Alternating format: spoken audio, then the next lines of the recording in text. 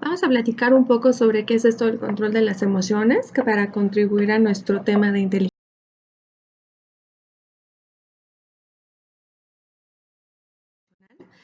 Retomo estos temas porque es algo de lo que me han hablado recurrentemente como parte de sus dificultades a lo largo de su trayecto en prepa en línea. Y bueno, ¿qué es esto del control de las emociones? Pues es la capacidad de percibir los sentimientos propios y los demás para distinguir entre ellos y servirnos de esta información para guiar el pensamiento y la conducta de nosotros mismos.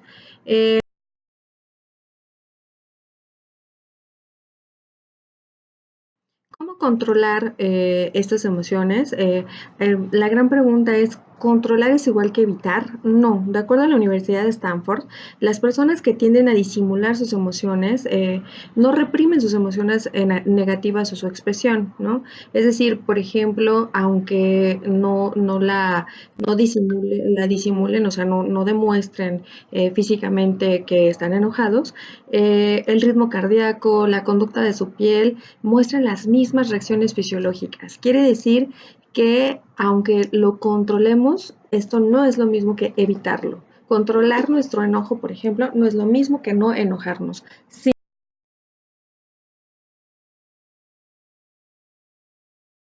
por supuesto. Hay un modelo de inteligencia de Mayer y Salovey y básicamente lo que dicen es que la inteligencia implica la percepción, la inteligencia emocional, implica la percepción, la valoración y la expresión de la emoción.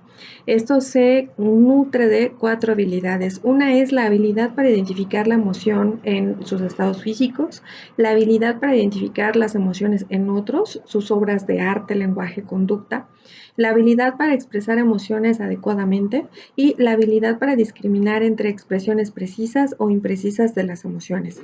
Quiere decir que es muy importante, conforme nos relacionamos con otras personas, atender a sus expresiones faciales, sus movimientos corporales, el tono de su voz. Todo eso nos lleva a reconocer nuestras emociones, pero también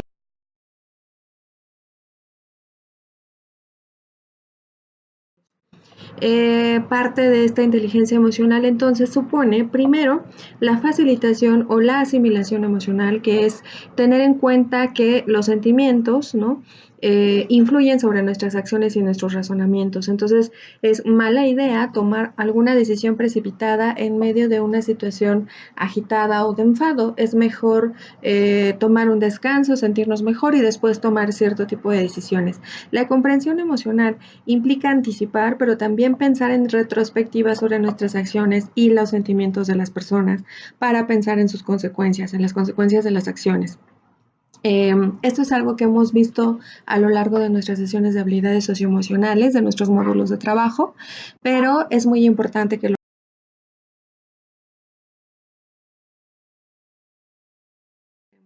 regulación emocional que implica es la capacidad para pensar en nuestros sentimientos positivos y negativos, aprovechando la información para hacerla de utilidad. Implica moderar las emociones negativas para enfatizar las positivas.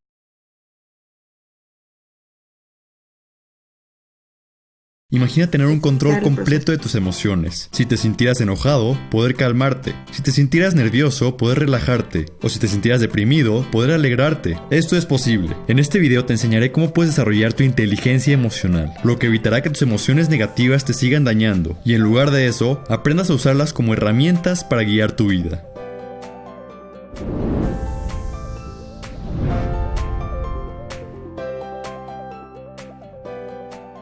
Este video está inspirado en el libro La inteligencia emocional, en donde Daniel Goleman explica de manera muy precisa cómo es que las emociones están diseñadas para guiarte por la vida y no para dañarte. La mente tiene cierta complejidad, pero décadas de investigación han llegado a la conclusión de que la inteligencia emocional se puede desarrollar, y esto te dará la capacidad de dominar, controlar y manejar tus emociones como mejor te parezca. Cada uno de nosotros tiene dos tipos de mente que habitan nuestro cerebro. Del lado izquierdo tenemos una mente racional y del lado derecho tenemos una mente emocional. Nuestra sociedad se ha concentrado en que lo más importante es el intelecto racional, pero estadísticamente se ha concluido que la inteligencia emocional, o EQ, es más importante para una vida exitosa que el coeficiente intelectual, o IQ. Por esa razón, si queremos ser exitosos en cualquier cosa, es crucialmente importante que nos concentremos en elevar esa inteligencia emocional. ¿Te has preguntado por qué somos tan impulsivos? Antiguamente, cuando la supervivencia física lo era todo, la estructura de nuestro cerebro creció con el modo de actuar antes que pensar. Un modo muy útil en una pelea con otra tribu o cuando te enfrentas con un león hambriento. Pero hoy en día, en pleno siglo XXI, seguimos con esa misma estructura cerebral, en donde sufrimos secuestros emocionales. Estos secuestros emocionales nos llevan a perder el control de nuestra mente racional y nos volvemos esclavos de nuestras emociones. Esto explica que realicemos actos sin sentido, como por ejemplo gritarle como loco a un ser querido por un accidente que cometió. Ya es tiempo de que nos eduquemos emocionalmente, civilicemos nuestro cerebro y lo acostumbremos a pensar antes de actuar. La inteligencia emocional se desarrolla de dos maneras distintas.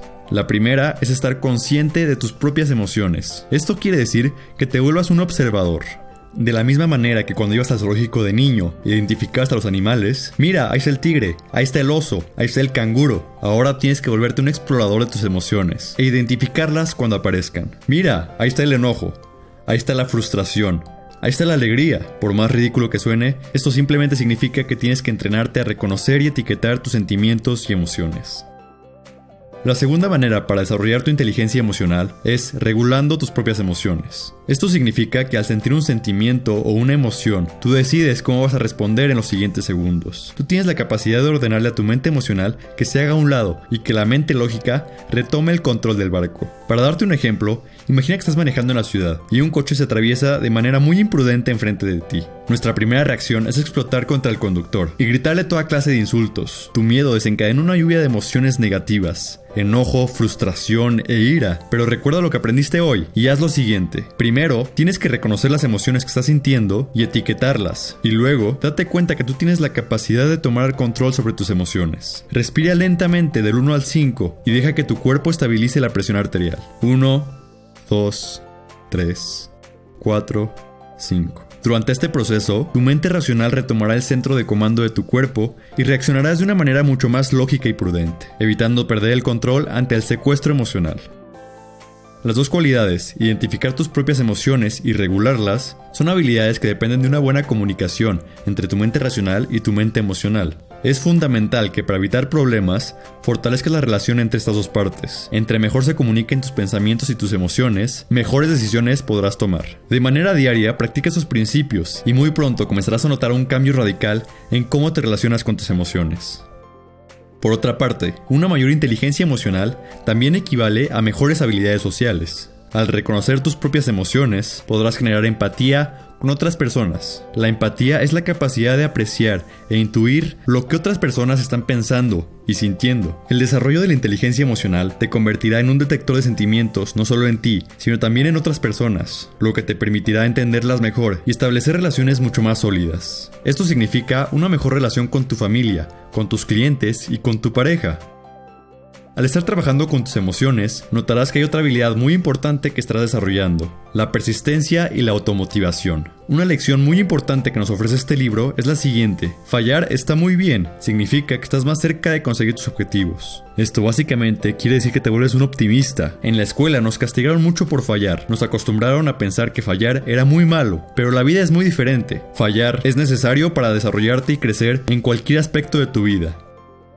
Imagina que quieres lograr un objetivo, pero por más que lo intentas, fallas y fallas y fallas. Mucha gente se daría por vencida y perdería toda motivación por seguir adelante. Pero una mayor inteligencia emocional te permite poner a tu mente en modo optimista, por lo que generarás pensamientos positivos que se convertirán a su vez en emociones positivas, lo que significa que por más que falles, tu mente se sentirá motivada de seguir intentando hasta que logres el objetivo. Así que la próxima vez que algo te salga mal, recuerda que los sentimientos negativos que sientes pasarán y sigue intentándolo. Poco a poco acostumbrarás a tu mente a ser más optimista y notarás una transformación en tu actitud. El siglo XX se obsesionó con el coeficiente intelectual, porque la industria era mecánica y rígida. En el siglo XXI, lo más importante es tener habilidades sociales, crear relaciones e innovar para el futuro. Resulta evidente que todo aquel que quiera ser exitoso tendría que desarrollar su inteligencia emocional.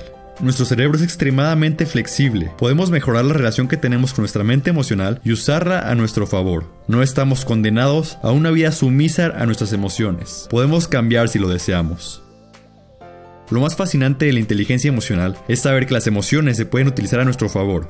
Las podemos utilizar de guías para conocernos mejor, conectarnos con gente y mantenernos motivados durante los momentos más difíciles. Pero sobre todo, tenemos que reconocer que la inteligencia emocional nos abre una puerta en donde las emociones y los sentimientos dejan de destruirnos y en lugar de eso, nos ayudan a convertirnos en mejores humanos.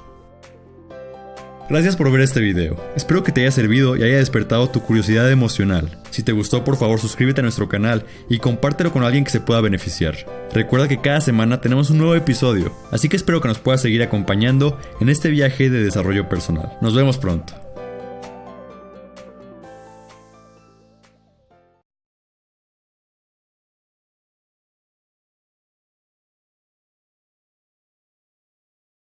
De cosas, nosotros estamos emprendiendo estrategias de regulación cognitiva.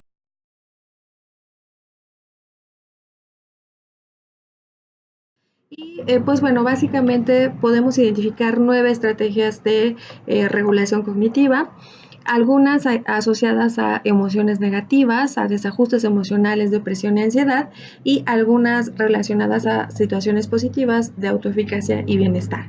Vamos a ver cuáles son las emociones negativas, son estas de la izquierda. El ejemplo claro es la rumiación, que es pensar excesivamente en los sentimientos y pensamientos asociados al evento. A todos nos ha pasado que nos ocurre algo, hacemos algo mal, decimos algo que no nos satisface del todo y estamos constantemente pensando en ese hecho, ¿no? O nos enfadamos con alguien y estamos constantemente pensando en eso, lo estamos repitiendo en nuestra cabeza. Eso se llama rumiación y es algo, por supuesto, que se asocia a un desajuste emocional. Puede contribuir a la depresión, a la ansiedad y por supuesto eso no es bueno. Otro tema, otro ejemplo es la catastrofización, que son pensamientos que sobredimensionan la experiencia. Entonces vamos a suponer que enfrentamos alguna cosa y nosotros decimos, ay, es que me miró tan feo que yo estoy segura que estaba enfadado. A veces solo están cansados, ¿no? Entonces tendemos a ser catastróficos en nuestros pensamientos. Habrá que evitarlo. Autoculparse. Tender a pensar que todo es nuestra responsabilidad. Si algo no salió bien es por nuestra responsabilidad. Es un tema importante evitar autoculparse. Y la otra, que es el polo opuesto, que es culpar a otros siempre, ¿no? Es muy curioso porque curiosamente los investigadores han investigado cada una de estas emociones, todas son negativas, ¿no? Y ellos descubrieron que de todas ellas, la única que no contribuía a la depresión y a la ansiedad era culpar a otros. Tiene sentido porque pues si yo no soy responsable, entonces lo culpo a alguien más y abandono ese sentimiento de culpa y entonces no me hago sentir mal, no me castigo, no me lacero al respecto. Sin embargo, continúa siendo un sentimiento negativo porque habrá que ser responsables de nuestros actos para no repetirlos, ¿no? Entonces, todas estas estrategias, todas estas estrategias de regulación cognitiva, esto es que nos ayudan a controlar nuestras emociones, son estrategias que emprendemos después de enfrentar algún episodio emocional, todas son negativas, contribuyen a la ansiedad y a la depresión, ¿no? Algunas instituciones pueden apoyarnos con programas de corte cognitivo para la prevención y tratamiento de este tipo de episodios emocionales y ayudarnos con el desarrollo de estrategias positivas, ¿no? Y de esa manera reducir el impacto emocional de estas situaciones emocionales. Y de la parte derecha podemos ver algunas estrategias de regulación cognitiva que son positivas y que contribuyen a nuestro bienestar. Una es poner en perspectiva, comparar con otro acontecimiento para disminuir el impacto emocional. Entonces, vamos a suponer que hemos tenido un accidente en el auto y pues nos sentimos muy asustados al respecto, pero luego lo pensamos un poco y recordamos que antes hemos tenido un accidente y que no ha pasado más que lo que ya sucedió, es decir, tendremos que reparar el vehículo, mejorarnos en salud tal vez, ¿no? Si hicimos daño a otros, tendremos que hacernos responsables, pero pues bueno, podemos hacer uso de estas estrategias para compararlo y ver que tal vez la situación no sea tan mala como podría serlo, ¿no? Digamos. La aceptación. Otra cosa es la focalización positiva, generar pensamientos agradables. Esto es, estamos frente a una situación que no nos gusta. De hecho, hay una película infantil donde el personaje dice, piensa en algo bonito, igual les digo yo, frente a situaciones difíciles, a veces nos ayuda a pensar que al rato vamos a ver tal vez a nuestros hijos, que vamos a ver a nuestra pareja, que vamos a hacer algo que nos guste. Por eso es que es importante no abandonar estas condiciones de ocio, de entretenimiento y de recreación para que contribuyan a nuestro buen estado emocional.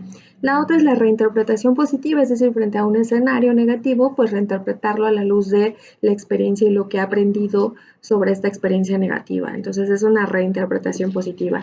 Otra es la refocalización en los planes, pensar qué hacer para solucionar el problema. Es decir, ya pasó, ya está aquí, ahora pensemos cómo solucionarlo. No nos detengamos a pensar en qué sucedió y en lamentarnos todo el tiempo por ello. Pensemos qué es lo que sí podemos hacer para solucionarlo. Todo esto contribuye a nuestra autoestima, a nuestra autoeficacia, a la resolución del problema y pues por supuesto todo esto contribuye a nuestro bienestar.